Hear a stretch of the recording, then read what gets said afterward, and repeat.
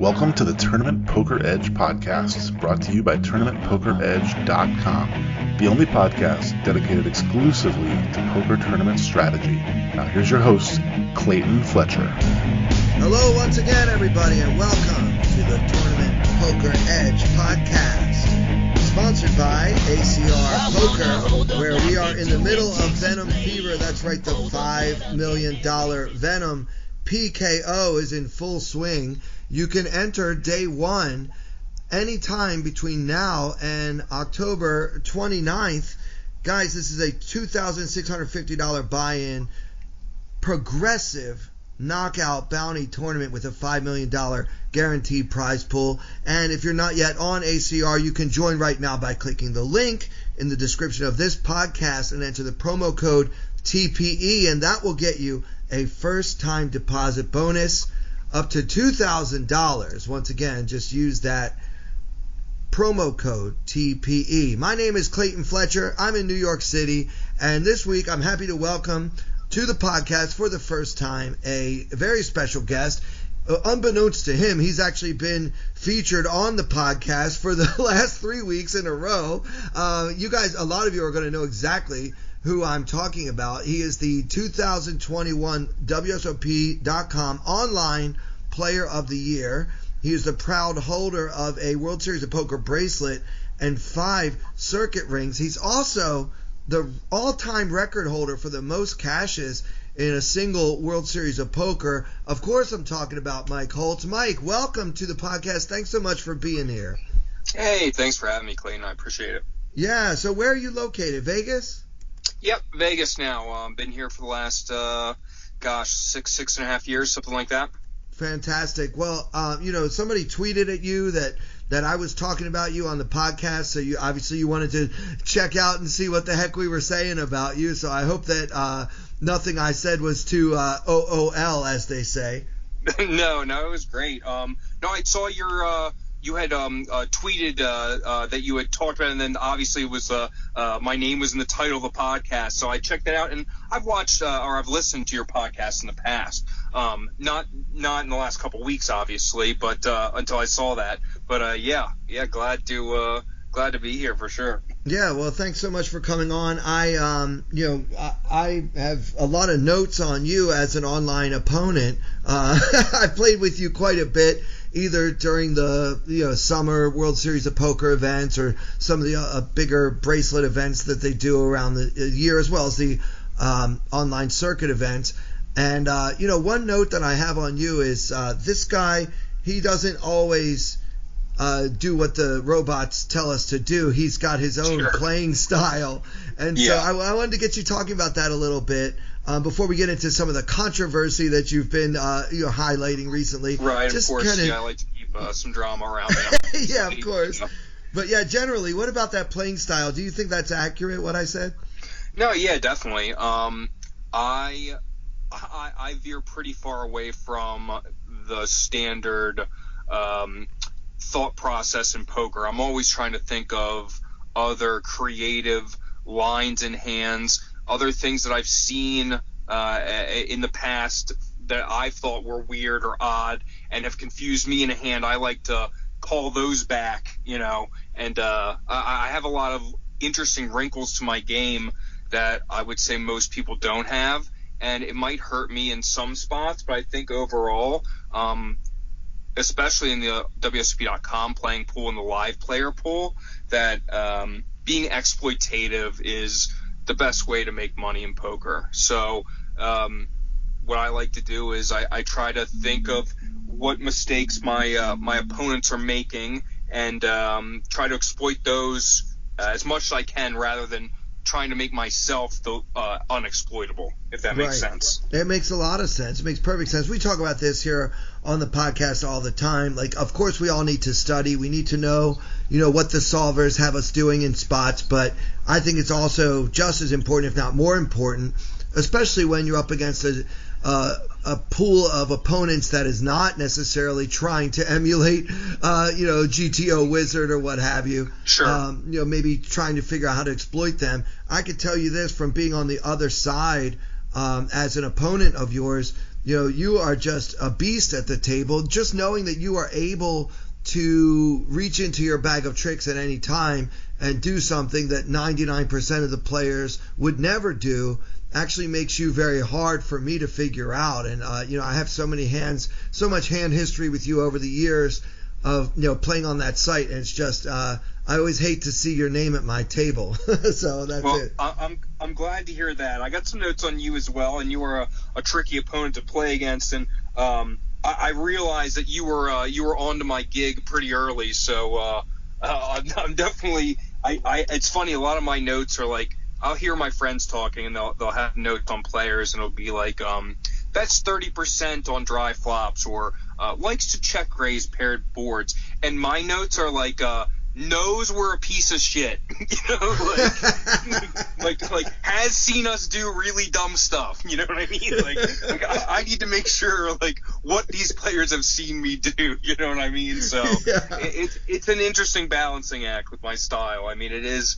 I definitely like to take some wild routes in hands, and I've definitely been known to punt it off in a few spots. And to be honest with you, I think, like, I don't know about you, but if I see someone who I don't know make an outlandish play, and I'm like, okay, that's horrible, like, I'm going to label them immediately as a donkey.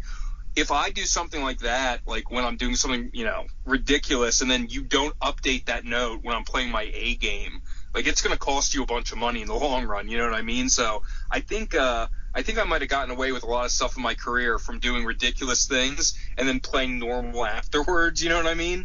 If that makes sense. Yeah, for sure. I mean, it's kind of a cat and mouse situation, right? If you think your opponent will not put you on being capable of doing something crazy, then you can do something crazy. But once they know you can do something crazy, you kind of have to get back in line, right? Exactly, yeah. So it's an interesting like meta game, whereas obviously GTO, you look at a solver, you're trying to stay balanced, you're mixing up everything, where exploitive play, we're obviously trying to just try to capitalize on the mistakes our opponents are making. I just think it's when you're playing against not the most elite pros in the world, I think it's definitely the best way to play. Yeah, well, I'm certainly not one of the most elite pros in the world, so it worked against me a lot. I mean, you just give me fits. I mean, I never know what you have. It feels like you could literally show up with any two cards. I mean, we know that's not the case, but yeah, it feels that way being on my side where I can't see what you have face down. So, hey, well, you did pretty good in the last one. You knocked me out, so you're not doing so bad. I wasn't going to bring that up, but if you guys have listened to last week's episode, if you haven't listened to last week's episode, check that out. I was sitting across the table from Mike, which kind of makes things a little easier. I mean, I guess the worst seat to have would be on his immediate right. So, yeah, I was, I think, 3 to your left, which isn't so bad. Yeah, but that was, we had some battle. We did some battle for sure. Yeah, it was a good tournament. That's a fun one. Yeah, I like knockout bounties, and bounties of any kind, especially mystery bounties are my favorite. I know a lot of professional players don't like them because they feel like there's too much variance and like the fish can get lucky, but that's exactly why I like them. Maybe because I am one of the fish, so I want to get lucky. You know what? I know I like the concept of mystery bounties. I myself have done very poorly in them, but I like anything that is fun and creates any element where recreational players and fun players can have a good time. And I don't mind. I don't mind recreationals getting a little bit more of an edge. I mean, to be honest, that's probably healthy for the economy in the long run. Yeah, the poker economy, the poker ecosystem, which brings me to my next question for you, Mike. I mean, speaking of the poker ecosystem, you have been very vocal about something that we all think is very important, especially in online poker, which is cheating. So why don't you talk about the events that led up to you calling out a certain player online? Sure. So the player you're referring to is Chris Battenfield on WSOP. And just to give the listeners like a brief overview, basically a couple weeks ago, playing a tournament. I think maybe it was 2 weeks ago, 2.5 weeks ago, 2 weeks ago, something like that. Playing a tournament online against Battenfield. There was some weird timing stuff that went on in the hands. There was some weird sizes and I don't know. It just seemed suspicious because I'd played against Battenfield in the past, and he wasn't that great, to be honest with you. My notes on him were that he was making a lot of mistakes, and he wasn't making these same post-flop mistakes that he had been making before, so I just assumed he had maybe improved, whatever. I'm in a group chat with some other regulars who are actually cash game regulars, and they were talking about GTO Wizard and how they just were fucking around with it, and they found 2 separate incidents of regulars using it in the cash games, and they had been suspended in multiple uses. So I popped on there. I've never even used GTO Wizard before this, and so I popped on there. I found their fair play check, and I just started inputting some of the weird hands, not only against him but against a couple other people. And the first 2, nothing pops up for the other guys, and then I popped in one hand from Battenfield, and it comes up as a hit, and I go, oh shit.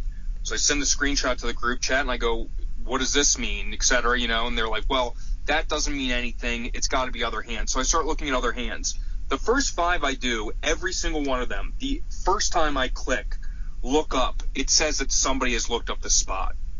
And for listeners who might not know, basically it's saying that at the exact – I'm basically looking GTO Wizard as a function, a fair play function, where you can look up if someone has solved a hand in real time while you played. You can look up the exact time. So that's what I was doing. I was looking up the time and the board that we played if they matched up. So, again, I've never used this before. I see this. I email WSOP, Danielle Barilli, who's the VP over there, or the president, I'm not sure. She says she'll get right on it, and I send the evidence to maybe 5 or 6 other regs who are playing the tournament at the same time. Now, I'm eliminated. They're still playing, so I send them. I'm like, yo, just letting you guys know this is happening right now. So after the tournament happens, I talk to a bunch of them. Basically, unanimously, everyone's like, this can't be a coincidence. There's no way it can be a coincidence. It doesn't make any sense. They're all the same. They're the same time. They're the same boards, yada, yada. The GTO Wizard was saying something at the time that the false positive rate was like 30%. I can't remember the exact percent, but I did the math on it. It's like 1 in 8,000 for this to be a coincidence, basically, or 1 in 80,000, something ridiculous. So that's when I was like, okay, this guy's going to get banned for sure. He's cheating, blah, blah, blah. The next day, his account's gone, and then the day after that, his account's gone too. He's clearly not playing. So I felt confident enough then to post on Twitter and just let everyone know, you might have been cheated. The GTO Wizard check, it only lasts 7 days. So you can only go back 7 days. So it was either post it now or don't post about it to see if other people had hands that they could corroborate. So I post it. I let everyone know. Post blows up. Silence for 10 days from Battenfield. I followed him. He followed me back. Didn't respond to anything.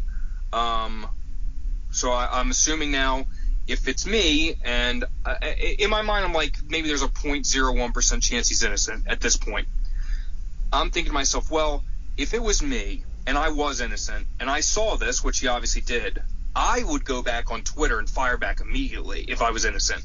I'd be like, you don't know what you're talking about. I'm not cheating. Here's my hand histories, blah, blah, blah. He didn't do that. So what ends up happening is now it's 2 weeks later, and he made a post saying that he's been unbanned from WSOP, which I haven't confirmed, but I assume is true, and that he's been exonerated.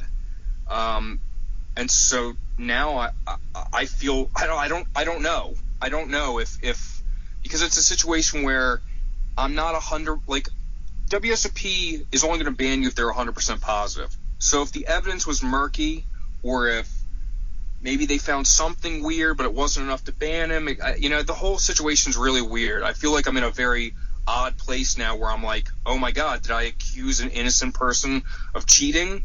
But then when I talk to my friends or I talk to people about it, they always come back to the same thing, that it's like, well, he knew about it for 2 weeks and didn't say anything until he was cleared. Like, I don't know. It's a very weird situation for me now. If he didn't cheat, I feel horrendous. Like, if he did not cheat, I feel very bad, and I will 100% issue this man an apology. But I don't know. You know what I mean? Like, it's a really weird spot. Yeah. So with the software, let's just get into this a little bit deeper. So you would type in there's this number of big blinds. It's a tournament. I have this many chips. The other so guy that didn't exist. So no. So now it's updated for that. But when I had originally done it, it was not updated for that. You only typed in the board and the time. That's all it had.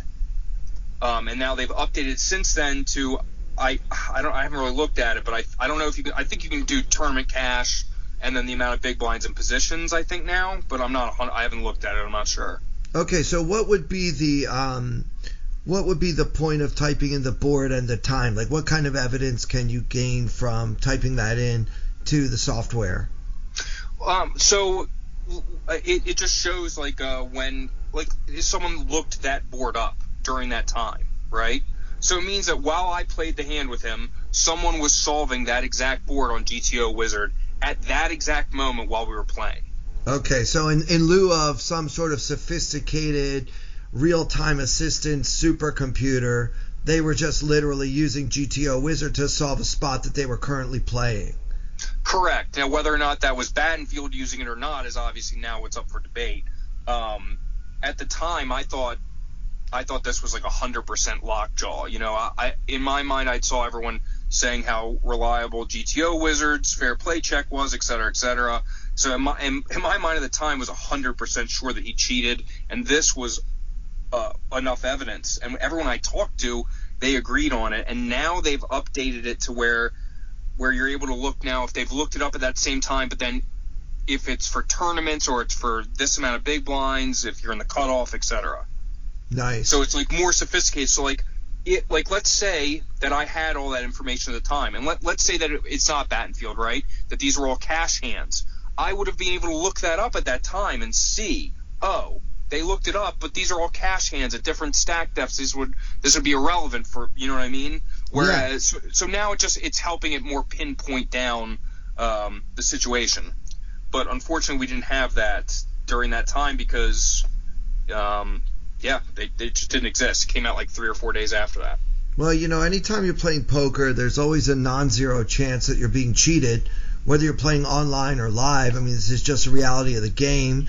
If you watch Rounders and the guys, dealing off the bottom of the deck or whatever, and, since the beginning of poker, anytime there's a lot of money involved in any endeavor, there's some people that will try to acquire that money in an unscrupulous way. That's just human nature. Absolutely, yep. So, what advice would you give people who suspect that they might be being cheated? Like, you had some red flags. One of them you said was a timing tell that you thought maybe he's just taking a little longer than usual. Sure. So one of the main things that I've at least heard, because before this there was no way to really prove whether or not anyone's using it, but I've always heard that with RTA it takes time to solve it. So you'll see someone act pretty fast pre-flop and maybe pretty quickly on the flop, but then all of a sudden turns are taking their whole action and rivers are taking their whole action, and it happens often, and then they're always perfect with that sizing. That's generally when the red flag should arise. For anyone who thinks they're being cheated or could be cheated in the future, it's definitely something that happens in poker, whether it's live or online. You look on eBay, you can find WSOP.com. You can find World Series of Poker chips, tournament chips for sale directly after the WSOP every year. So whether or not those are being used, I would assume people are bringing them in. Online, I'd say cheating is prevalent as well. It's just a thing where if there's money involved, people are going to be trying to get it. If you think you're being cheated, the most you can do really is use GTO Wizard's fair play check. Contact your card room, to contact the operator, let them know you think that you may be being cheated by an X or Y player.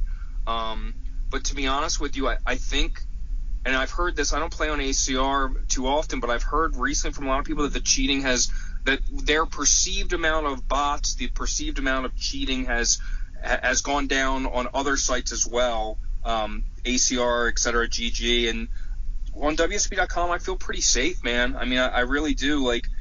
This is one of a handful of incidents that have ever happened to me where I felt like I might be getting cheated. I feel very safe on WSP.com for the most part. Yeah. Yeah, well, obviously at ACR they are, taking drastic measures to try to control the bot problem, and they're pretty swift about banning people that do cheat.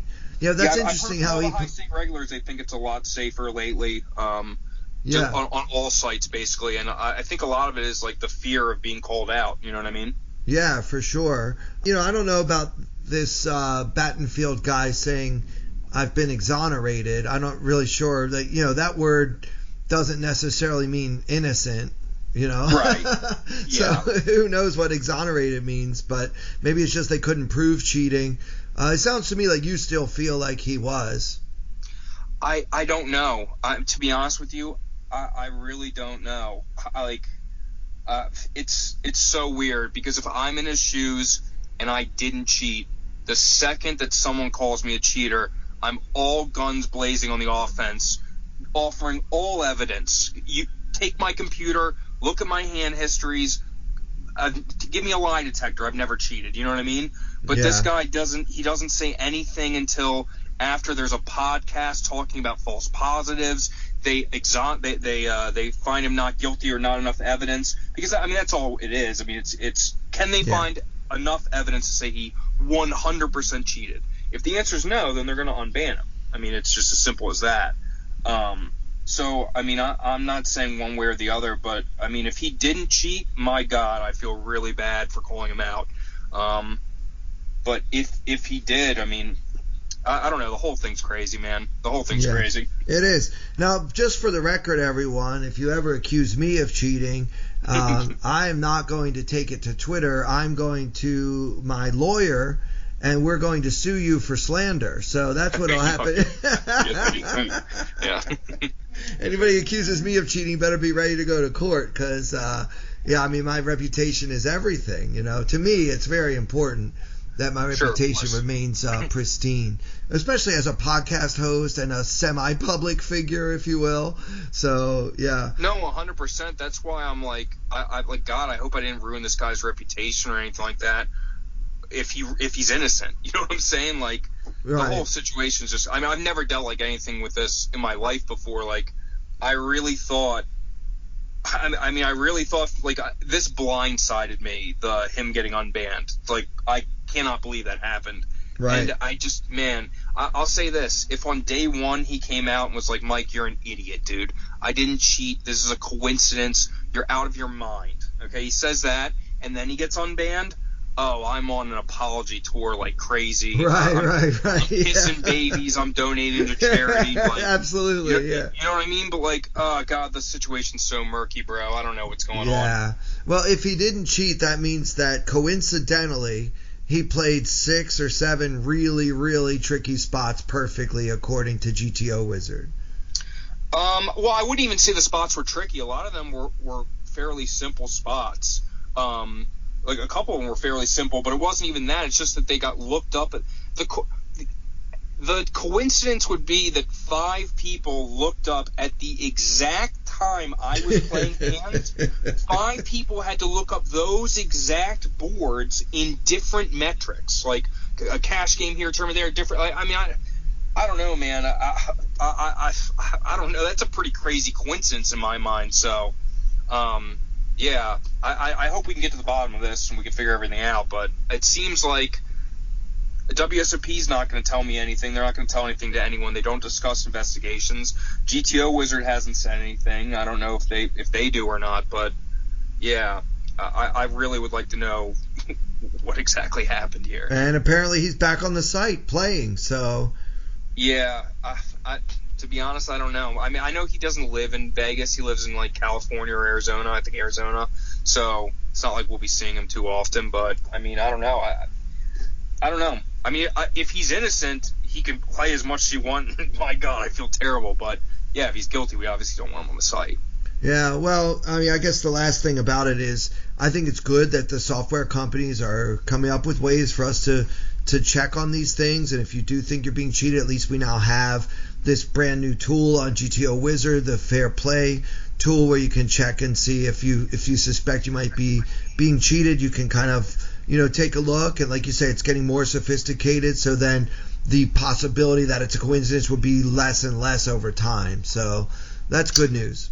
Yeah, the only problem is there's other RTA obviously options, and I mean you are going to be dealing with, there is always going to be the elite, the Jake Schindlers of the world who have, you know, supercomputers they're running RTA on, but I mean you're not really worrying about those in anything under like $5,000 buy-ins, you know what I mean? So if you're listening to this and you're a casual recreational player, or you're even where I'm playing, like I don't really see too many cheaters unless it's literally in, you know, one of the 10 plus 5Ks I play a year online. You know what I mean? It's really rare at all stakes, except for the highest of the high. Then you don't really know. Obviously, yeah. Well, it's a developing story, and obviously we'll keep everyone posted if there's any further news about this. But yeah, in the meantime, you know, stay vigilant, and you know, I for one applaud you, Mike, for being willing to stick your neck out and say, you know, this is what I noticed, this is what I saw, this guy's cheating. You know, like you're softening your stance a little bit now, especially now that he's been quote unquote exonerated. But you know, to me, it still does look very suspicious. And although we might not have, you know, a smoking gun or whatever, proverbial smoking gun proof that this happened, it does seem like quite a wild set of coincidences to all line up with one player's username. All right, so why don't we move on to our next segment here, which of course is going to be the strategy segment. I know, Mike, you said you had a non-standard hand for us today, so I can't wait to hear it. Okay, so start of the hand. We are in the big blind. And what tournament is this, Mike? Oh, okay. So I had recently won a circuit ring in the 320 online double stack, I believe it's called. Congratulations, first off. Thank you. So I looked through there to see if I could find any good hands that were maybe a little different than what the average listener would play, and I found a pretty good one. Okay, great. Okay, so the starting stack for this tournament, let me just double check this and make sure. I believe it's 10K. Yeah, it's 10K. We are at the 350, 175 level, 350 big blind. Okay. We are sitting on 22,500. So what's that, like 65 bigs, something like that? Yeah. Okay. The cutoff in the hand has he's starting the hand with 8,000, so like 22 and a half big blinds. It's not really relevant. And then the button has 6 starting stacks. They're going to be the main villain of the hand. If 61,000, which is about 170 bigs, 165 wow, bigs. So probably chip leader or close to it in the whole thing? Yeah, I would assume as much, yep. We're probably like an hour and a half into the tournament, something like that. I would assume they're chip leader or close to it. And the villain in this hand is what I talked about earlier about exploitative play. This guy is a full-blown donkey punt artist. I mean, my guy is you check it to him, my boy's firing. Okay, right. I mean, I'm seeing this guy show up with 4 high on the river. You know what I mean? Like, he's calling raises. My notes on him: he 3-bets ace deuce off and 3 barrels. There's a bunch of expletives in my notes with him. He's bluffing a lot. You know, you give this guy rope, so he's the main villain in the hand. So it starts off, folds the cutoff. The cutoff opens min off 22-23. The button quickly calls. Small blind folds, and then we look down at the queen 4 of clubs in the big blind. Okay. I mean, yeah, I don't see any reason to do anything but call here. Let's take a flop, right? Yep. So that's what we do. 3-betting obviously out the window. There'd be no reason to do that. We have a terrible hand to do that with. Just take our equity, the suited hand, and that's what we do. So we call. So there's 2,500 in the middle, and the flop is king of diamonds, 9 of clubs, 4 of diamonds. Okay, so we have bottom pair, and we've got some backdoor possibilities as well, right? Yep. Backdoor flush draw, backdoor 4-card straight draw. Let me ask you this first question, Mike. Do you have a leading range in this situation at all? No. So not on king 9 4 two-tone. The king high boards are just going to hit the pre-flop raiser so often. The guy that did raise is a competent player, and then the button is just going to bet like 100% of his hands at check two anyway. So there's no reason for me to bet and just have him fold hands that we have crushed. like queen 7 off and things, queen 7 suited. Yeah, I mean, like he's literally calling some of those hands on the button. You know what I mean? So there's no if he's going to bet those of check 2, yeah, there'd be no reason to bet not this hand, but anything in my range. I think we can just check and expect to always be bet into by one of the two players, almost always. Great. So we check. We check. The cutoff thinks about it for a long time and checks, and then the button, as soon as it's on him, he just instantly presses half pot. Okay. So, I mean, our options here are calling and raising. You said the button has 20... No, he's the chip leader. He's got us covered. He's a chip leader, yep. Right. Button is a crazy chip leader. Right. So, I mean, I don't know. Given the stack of the original Razor, I feel like if he had a king or really any decent hand that he wants to go with, he's going to bet probably most of the time with two opponents, especially. He's probably also observed that this other player is very loose. I mean, I'm not too worried about trying to blow him out of the hand. Yeah, no, I agree. I agree with what you're saying. I think in with a different opponent, we could consider check raising, one who's more studied. But I think against this guy, where if we check raise, he's just going to fold worse and call better. I think pure call here is probably the way to go. Yeah, so I would call. Go ahead. All right, so that's what we do, and then the cutoff folds. Great. Okay, the turn now. So now the SPR, stack to pot ratio, is about 4. The turn is a king of spades. So offsuit king, no backdoor flush doesn't come in, just a random offsuit king. We check and flow. Yeah, so I feel like that's a great card for us. I mean, it's unlikely that this opponent you're describing has a king to begin with, and now that the king pairs on the turn, it's that much less likely that we're behind. I mean, I'm starting to like my pair of 4s a lot, actually. Yeah, no, me too. That's exactly how I felt here, depending on his bet sizing. So what I've noticed in the past is and this isn't always true, but generally against opponents who are playing very quickly, they're punting, I always assume these guys are at their house, they're drinking, they're doing drugs, they're doing whatever, they're having fun, they're playing on the side as entertainment, you know what I mean? Like, the guy's here to gamble. He's not and I'm assuming he knows that. I mean, against those type of guys, I think that on the turn here when they're bluffing, you're going to see a lot of big bets. And I think on when they're not bluffing, you're going to see smaller bets. So if I saw a half pot bet here, I think I can begin to be like, okay, he has some king X, some 9X. But I think if he goes bigger, if he does bet bigger than that a lot of the times he's just bluffing with air. That's really brilliant, Mike. And for my listeners, this is really important. I mean, this is part of exploitative play. An amateur opponent, a recreational, possibly drunk opponent, is not going to have one sizing for all situations. And Mike has picked up on this player or players like him that kind of fit the mold, if you will, that his sizing when he's bluffing is larger than his sizing when he's betting for value.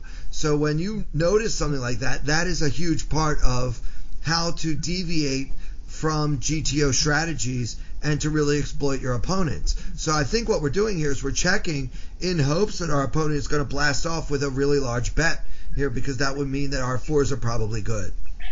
Right, exactly. And it's a little concerning in like GTO land that we have the queen because we block like the queen 10, the queen jack.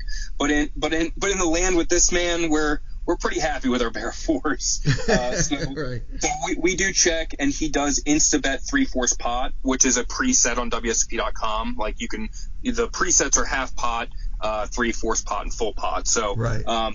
He just clicked 3/4 pot instantly and bet it. And as I said before, what we just talked about, this is what we're hoping for. You know what I mean? So we got the bet. He bets 3,831 to 5,100. What do you think here? You think? Well, I mean, there is a case, I think, for check raising here. I mean, we do know that our hand is most likely good. Also, we probably can't get called if we shove, but honestly, like, we're getting so close to this pot is starting to mean a lot to me compared with my stack, right? The amount that's in the pot. It's Absolutely. Like there is a case for just, protecting our hand with the check raise and, taking it down. I don't know, though. I think I would still probably prefer to take the, I guess, oddly higher variance approach, which would be check calling and then just hoping he doesn't somehow catch up on the river. And that's what I did. I did end up calling. I would say this. When he bets 3,800 and I have 20,000 roughly in my stack, if my stack was, let's say, 12,000 or 11,000, I think jamming here becomes much more attractive because, number one, we're just going to shut out his bluffs, which still have 20% equity against us, or even more than that with the 9x board pair.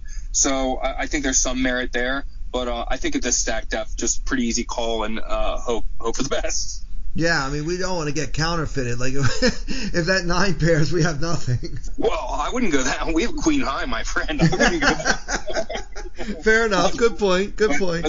So the 9 doesn't pair. We call. The 9 does not pair. The river is a 3 of diamonds. So completes the front door flush draw. So the final board is king of diamonds, 4 of diamonds, 9 of clubs, king of spades, 3 of diamonds. So king 4 9, king 3, board pair on the turn, flush completes on the river.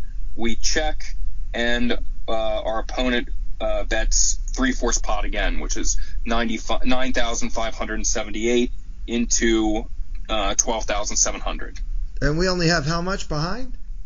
We have like 6K behind, something like that. I mean, I don't know, Mike. I feel like it's just a call, you know? I mean, what, does he have a flush? Come on. He probably doesn't bet the turn with a flush draw, I don't think. Sure. Yep. No, I completely agree, and that is that is what I did. I did call. I think there might be some merit against some opponents to bluff river here if you think they're value betting tens or jacks or something. But in this land with this man, we just make the call, and he shows up with the old 10-8 offsuit with the 10 of diamonds. Wow. Or 10 high. Yeah. So yeah, he just went all the way. He fought to the death with 10 high. Okay. Yeah. And you know what's interesting about this hand is I think the part of the hand that I picked up as the part that makes him the weakest, the turn bet, the turn 3/4, I think that most people would look at that bet as the end of the hand for us.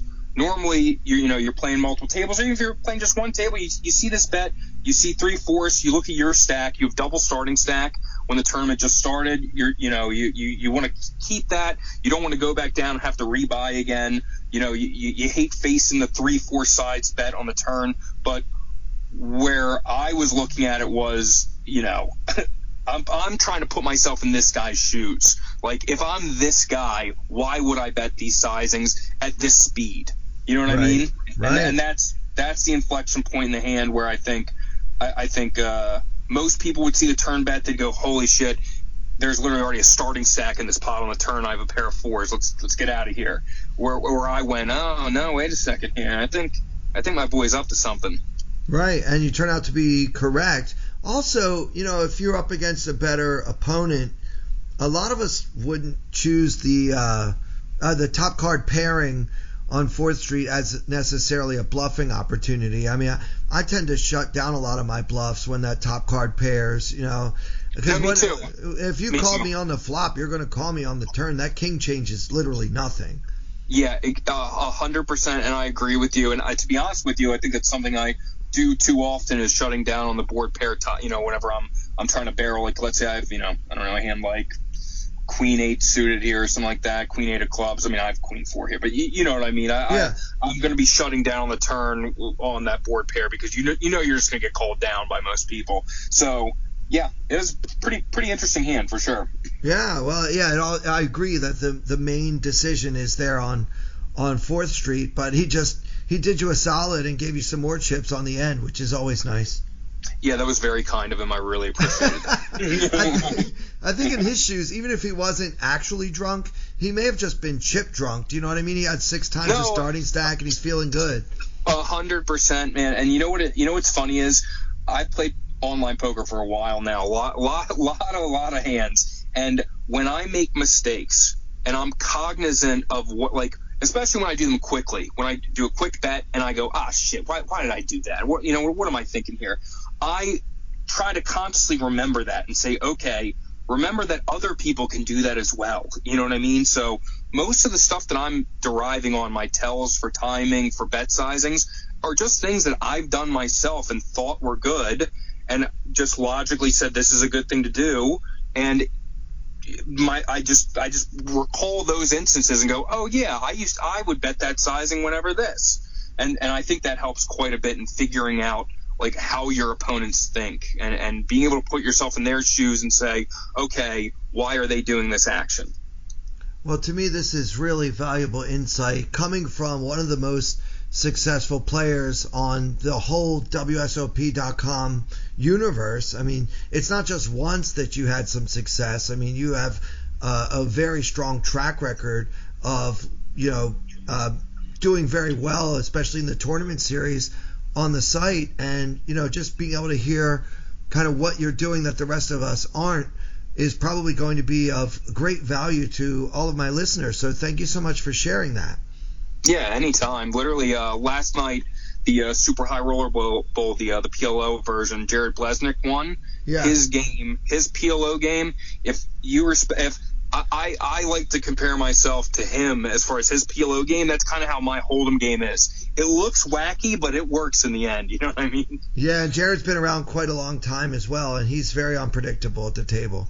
Yeah, he's a killer. Anyone listening, if you haven't seen that and you like PLO, it's a masterclass. Very, very, very, very fun final table.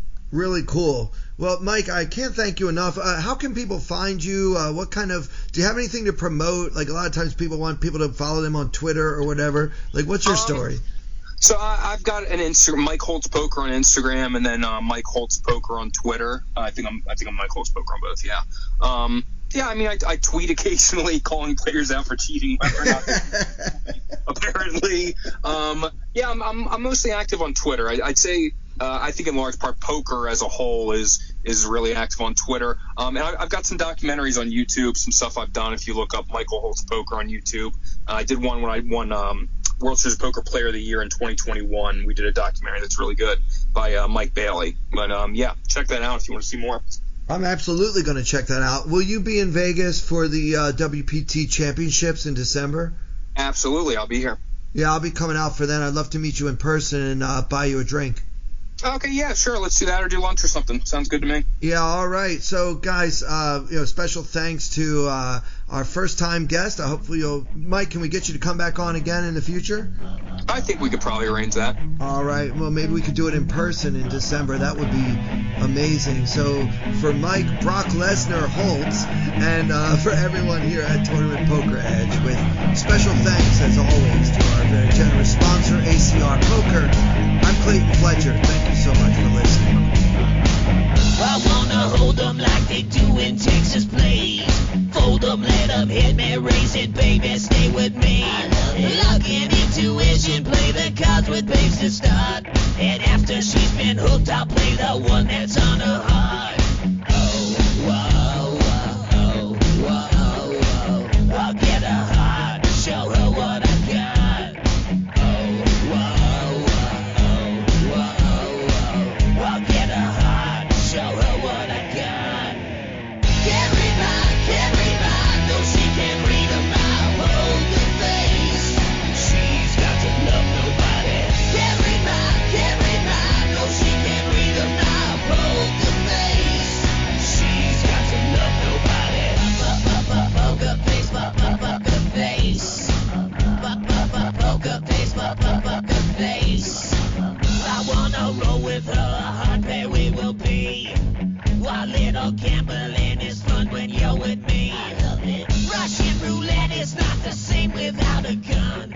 And baby, when it's love, it's not rough, it isn't fun.